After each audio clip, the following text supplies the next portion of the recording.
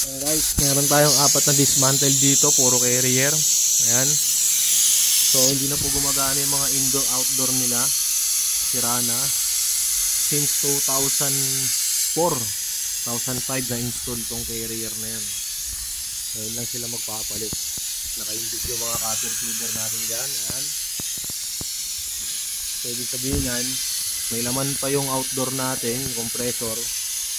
So yung tubo na naka-embed, wala siyang leak. So dito tayo sa kabila. Ano communication na ta? Dalawa. Natatakbo kaya yung gago. Bakit? Ay may isa, 5 communication na dyan. Ayun, may problema pa pala tayo about sa regards dun sa, kasi ito mga non-inverter to eh. Ito napasigaw na natin. Ayun, tanggal na. May isa pa.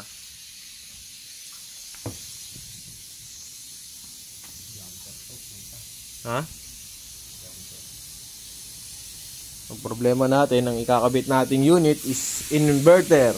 So ang gagawin, pag-iisipang mabuti kung anong nararapat at nababagay para dito. Dahil ito, mga luma na talaga. Yan. So, cut muna tayo. Trabaho muna. Yan, kasama ko, si Abby Valdez. Kamag-anak niya yung may-ari ng mga unit na to eh. Nirekomenda tayo eh.